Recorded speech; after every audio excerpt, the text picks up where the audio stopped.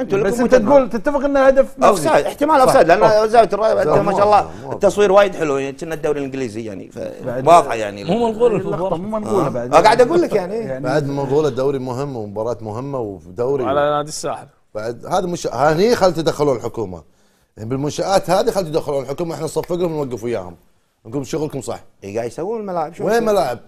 وين وسووا شنو؟ خيطان الشباب سووا هذه ملاعب تقول عنها ملاعب دوري. خيطان من زمان الشباب ترى قانون باجي الساحل الصبيخات وين ما ننطر يرموك وسعيد يرموك. قانون المنشآت من 2007 قالوا خلال 5 سنوات تكون جميع منشآت جاهزه، يعني سنه 2012 تكون جميعها جاهزه، وصلنا 2016 و2017. طبعا احنا ما نتكلم بعد عن المنشآت الثانيه بعد ابو حسين يعني مال التنس، مال البولينج، مال طائره مال بعد منشآت ثانيه، يعني قاعد اسولف لك بس عن القدم. هني لما يتدخلون الحكومه احنا كلنا نوقف وياهم ونصفق لهم، والشعب الكويتي والشارع الرياضي كله يقول لهم شغلكم صح.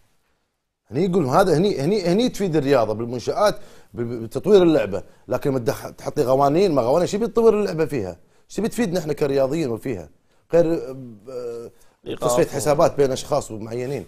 هني يقول تدخل الحكومه احنا نصفق لك ونوقف وياك ونقول نشيد بازركم في تعديل منشآتنا السيئه للاسف اللي تفشل.